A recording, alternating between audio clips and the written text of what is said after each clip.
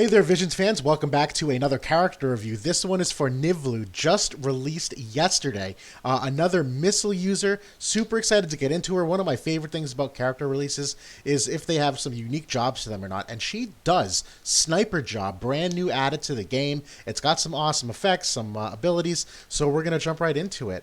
Niv'Lu overall, lightning element unit. Jobs, sniper, gunner, time mage. So I'm going to be referencing my Luartha review a lot of this because there's a ton of overlap, not only in the sense that they both have a gunner job, but because missile users in general tend to have a ton of overlap because they equip a lot of the same things. The Espers tend to be similar. The vision cards are really similar.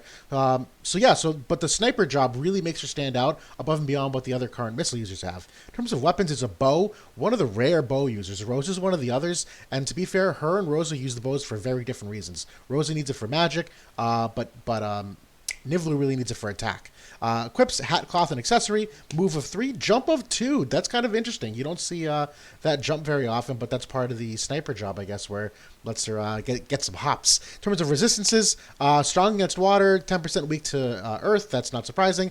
And then overall other resistances, 10% slash, 15% pierce. That's awesome, given the strength of pierce units recently. And then obviously weak to strike, which a lot of people are, but who really uses a monk all that often?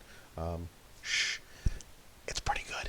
And then 5% weak to magic. So, looking into the stats, so there's something very interesting that I think I've been downplaying recently is the prevalence of evasion and how strong it is. Because overall, we'll get to it in a second, but luck and agility and overall stats for Luartha make her a fairly decent evade potential unit, so we're going to get at it in a second. In terms of luck stats, the total of URs, the average is 184. This is not the whole list of URs, just a snapshot. She's got 210, so fair amount of luck, actually, which is going to help, that potential evasion, but also going to affect her accuracy.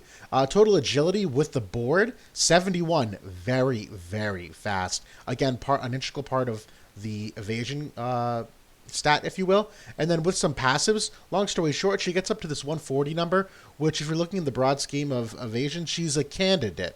Not the greatest, obviously, but it's up there. We'll talk more about that soon, why you could really jack that up a little bit more. In terms of other agility, like agility overall with passives, she doesn't really have any agility boosting passives, so she ends up at 72. Still, that's within the top 10 of the cast, so she's very, very fast, which is absolutely fantastic. In terms of accuracy and crit, very, very accurate given the high luck stat, but also a very high dexterity stat. You can see here 248. The average is 183 amongst the URs, so she's very accurate for that reason. And although she doesn't really have a ton to boost it above what it already is, it does a little bit. She's still in the top 5 of accurate users, so really, really big feather in her cap that she's extremely well-rounded from a stat perspective. In terms of evasion comps, this is something I've been talking about for a while, why they stopped being strong. And the reason, bulleted list here, equipment addition. So Wolf Mask was added to the game, which has a ton of accuracy imputed into it. The Alexandrite Ring, because there's been some reruns of events, people have had a longer time to farm the materials for it, and there's a ton of accuracy potentially built into that accessory as well. Vision card additions, Aegon gave a 15 accuracy party buff. They also, during the Final Fantasy Tactics rerun, although it's a limited card, there was an accuracy boosting card there. Some of the other recent vision cards have dexterity on them. It's like Titan and Test Subjects, which will boost accuracy. More characters to guaranteed hit. Rose's got 2 of them in her kit. Skahal's got 1 with his introduction. And then overall, more accurate characters. Like, we'll call it power creep because it's kind of what it is. This chart on the right side, if you're looking at this, again, this total accuracy on the very far right side, the list of top 15, top 10 characters are people released in the past 3 months or so, where you're looking at Laswell, Halloran Ryu, Niv'Lu, Howlet, Christus Arata, Kane, Christus Mashri. So overall, 3 months ago, these characters weren't here. So the list of where accuracy ended up was relatively low. It was down here in the mid 120s to 110s. So the addition of more accurate characters made evasion a lot more difficult to run. But Niv'Lu does have some potential because of her TMR, which we're going to get to soon, in addition to just her base stats. From a stat outlook, overall, Niv'Lu, we'll just kind of move things along here. Niv'Lu's okay. She's not the strongest. She's kind of the lower end of the spectrum, to be honest, but that's not where her strength lies. Her strength lies in her abilities, which we're going to get to soon. But relatively weak overall, let's say, in terms of packing a punch, but yeah. And then in terms of HP, this is super important for gunners as well because they don't have a ton of sources of HP. That's why evasion was so popular for so long because obviously if you were weaker, you didn't necessarily need to bulk for defense or HP when you could just evade some attacks. That kind of went by the wayside for a while, but now may potentially come back. So HP wise, she's kind of in the middle. Obviously, could be a little stronger, but she's it's there. Other important stats, she does have 60 defense penetration, which is big. I like it in particular because 20 of it is innate, where it doesn't require any buffs or external, use. And then she has an ability Target, which grants her 40. And I personally love Target because something like a firing stance here that Luartha and Lucia have, it's meant to go to your teammates where it also buffs your teammates. So AI wise, sometimes they'll cast it like 2 or 3 times, which is completely unnecessary. Whereas Target for Niv'Lu, it's only on herself, so she only uses it once. So I think it's a super smart AI ability. So I love that for consistency. And then Missile Attack Up, she's got a few different sources of it on passives, a little bit in her Trust Mastery, but overall, she's sitting relatively average for Missile Attack Up in terms of potential. So, class and job overview. This is where things really get pretty. Passive abilities, these top 2 increase range. The second one, not bad. The decrease in evasion rate, this is obviously if you're not building her for any sort of evade. Range of 2 is big, let's be honest. But some of these other ones, Sniper Mastery, I like a lot because luck will obviously also help build that evade while also boosting her offensive output. Missile Mastery with it will help boost some of that offensive output. Speedcast really is if you're using her in the Time Mage sub-job a heck of a lot more, which we'll get to in a second strategically. And null CT changes I'm honestly not a huge fan of. So anyways, counter abilities, some interesting ones here. One in particular, Counter Smoke. Counter Smoke is like pretty powerful in my opinion. Not only is it a good chance to proc at 30%, but this decrease in accuracy of 43 will make units blind. It might as well be blind. So again, for perspective, that stat, 43 accuracy, if we're going back to our accuracy list, like let's take someone like Howlet, right? 141. If she counters that smoke ability on him, his accuracy is going from 141 to basically 100 blind. So really underrated counter ability there that you don't see often. That's part of the sniper job. In terms of the main job, here's my overall potential problem with Luartha. I'm sorry, with Niv'Lu, is that you need to build her really on like one job and sub job. It's hard to blend the 3 because you want her to excel at one thing per se. So the sniper, these abilities, I love slow shot, decrease agility, 3 turns for target. It's pretty cheap. Target, that's the ability we mentioned earlier where it's on herself, increases her range and defensive penetration.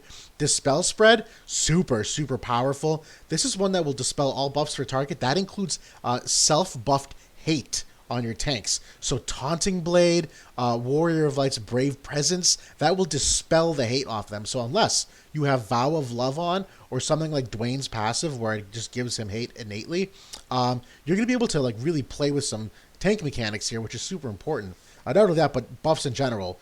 Attack up,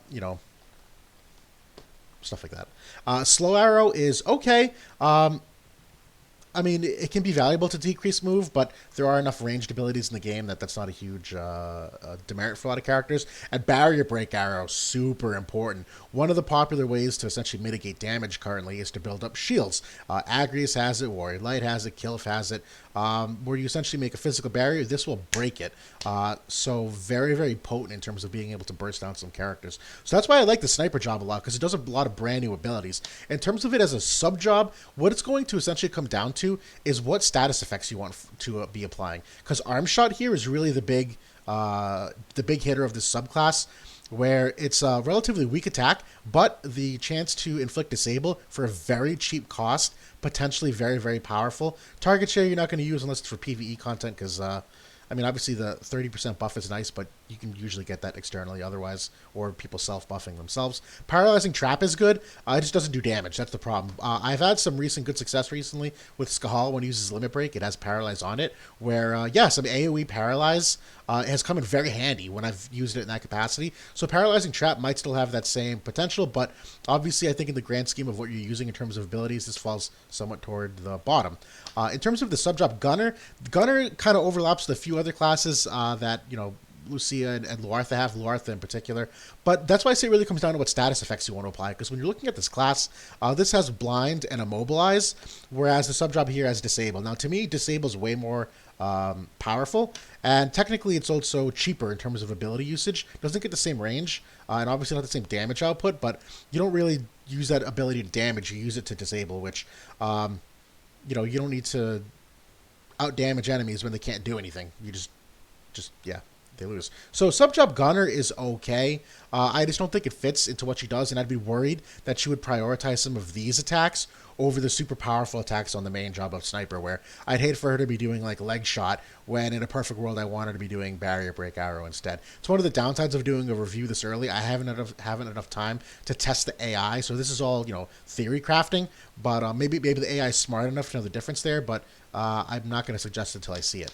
And then finally, Time Age. My only concern, again, haven't played with it a lot, but I know when I put Time Age in some of my other characters, like Skahal that I've done most recently, he overemphasized the Time Age ability, where instead of actually like doing some hard-hitting attacks that he's capable of, he will just spend turn after turn hasting. He'll spend 4 turns in a row casting haste on, you know, all 3 party members, and then it'll expire, and he'll recast it on them. So my big concern is if you do put Time Mage on her, that again, she's going to use some of these abilities instead of the really valuable sniper abilities. That's where you really need to decide, what am I using her for? So hypothetically, if you're using her for these status effects and abilities, sure, sniper's the way to go. But if you really do want a Time Mage that's also like super, super fast and evasive, this is it, because you don't get Time Mage usually with those kind of evasion stats and versatility, if you will.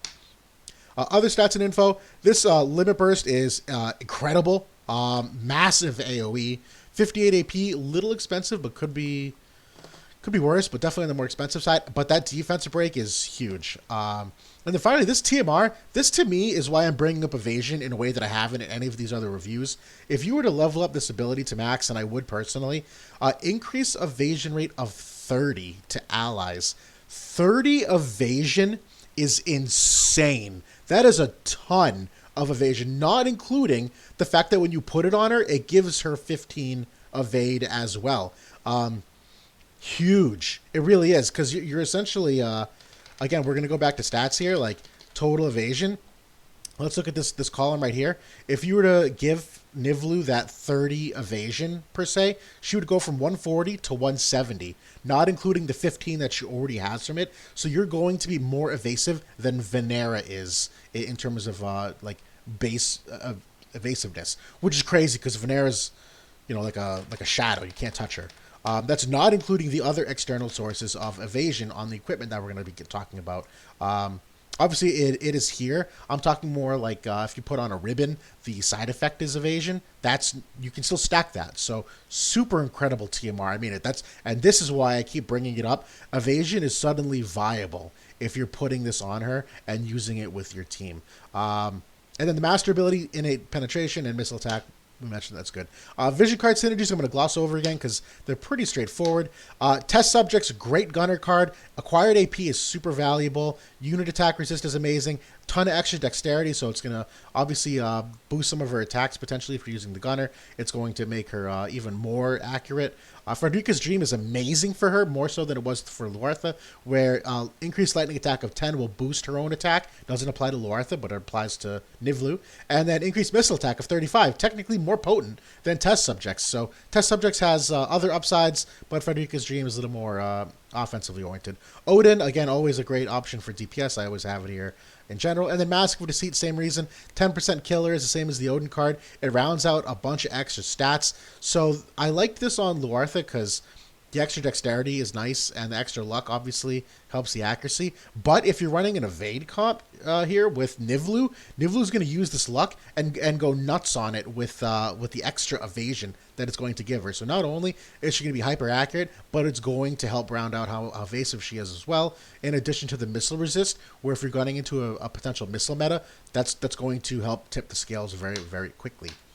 Esper Synergies, none! Same as Luartha. I'm kidding, but like real talk, Esper Synergies are relatively non-existent. Tetrasulfid and Chocobo I always mention because they're offensively oriented, but Tetrasulfid does have some use for Niv'Lu that it didn't have for other for Luartha and some of the other missile users. The evasion of 15 is massive. Again, you're talking about stacking sources evasion, 30 on the TMR, not only from the ability, 15 from the stat, 15 evasion from Tiltra, another 8 or 10 from the accessories you got. Just crazy. It's actually viable in a way that it hasn't been in the past. And then it will amplify her resistance to Earth as well, where she's already strong against it, where you're just going to shut that shit down. And then stat-wise, agility of 16, agility of 15, it's great. I like the Odin one still, just as a DPS perspective for the speed, the stats, the human killer. This one also has missile resist, so very powerful in terms of Esper. And like I'd iterated in the other review, not a lot of offensive Espers per se, but you really want to use them to round out their stats and their resists in the broad scheme of things. For equipment optimization, she's a bow user, so Killer Bow is the one released here essentially to go with her. This is, to me, the objectively better bow. I honestly kind of don't know why you would build the Rune Bow. They're both MR, so it's not like there's a difference in cost to build it up to +5. In terms of crit, tons and tons of crit here. I take it back. I guess the big trade-off here, there is a -5 to evade on this bow, where she obviously has a ton of it already, but 5 is not an insignificant number. That is material.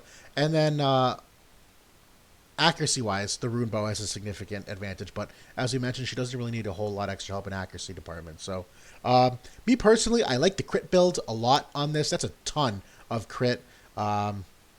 Big thumbs up to Killer Bow. Rune Bow is not bad. You would use it for different reasons, but obviously you lose a ton on the attack side as well in the trade-off for, I don't know, building the accuracy when she doesn't need it. In terms of non-TMR equipment, definitely more options than Luartha had. Platinum Robe I love, obviously, because 10% missile resist, really important for those duels. You can stack a ton of defense on this if you're trying to like bulk her up a little bit and give her that HP. But Sage's Hat and Ribbon, suddenly viable options, that more so on her than some of the others, because she can take the advantage of the evasion that both of them give. So not only will Sage's Hat add 19 evade in terms of a stat, but it'll have this 8 extra evasion as well. To me, the only danger in doing this is if you're running Sage's Hat instead of Platinum Robe. Again, it has to be one or the other because they're both clots.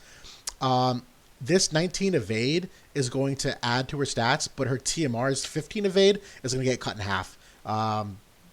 Whereas if you do Platinum Robe, you're going to have the extra HP. The only trade-off there is you lose the 8 evasion. Long story short, there's a judgment call there depending on what you have. And then finally, Ribbon, I like. It still increases evasion by 10, and you can still build it for evade as well, so it depends how you want to use it. A little more HP, but more importantly, the slow and stop resist is really important. In particular, the slow resist, because she innately has, I believe it's 50% resistance to slow, so that's going to boost it up even more. And super popular unit right now, Kane, has slow effect on his limit breaks, so being able to resist that is very important. And then in terms of TMR equipment, there's 3. So hers, which is the V-Clan mask, so ton of HP for an accessory, it's huge. And then this increased evasion rate for 3 turns to allies. Again, to me, this should be maxed. A boost of 10 evasion to allies is okay, but to me, it doesn't make evade comps viable compared to the accuracy that's out there. It's really when you max it that it becomes something to be afraid of. The Bewitching Boots I love, a ton of extra agility, which she doesn't need, but like it helps, just because she's got so many abilities to pump out that, attack them from a bunch of different angles. Increases her range, increases agility, and then finally the Bewitching Heals. Same reason, it has the agility here of 5, but then decreases chance of being targeted, which when you're talking about more glass cannon characters, that's an important part where they can't be in the fray to get hit by anything, even if by accident. So some good TMRs, and then the obligatory Ziza's Bells. Again, 7 agility. The AP restore is huge, particularly when you talk about some of her sniper abilities. We'll get back into this. So, to me, being able to use Dispel Spread more than once is potentially broken, considering that, theoretically, Warrior Light could recast Brave Presence if he wanted to, since he can use it twice per battle. And then, obviously, some of these other abilities, just being able to spam it, in addition to her Limit Break, which is that defense decrease. So, throwing a lot of AP at her certainly helps. To be fair, I think that helps every character. I don't know if there's any character where that doesn't apply. It's just some obviously have cheaper abilities than others. So, overall, Niv'Lu's super interesting. Why did this cancel? There we go. Niv'Lu is super interesting.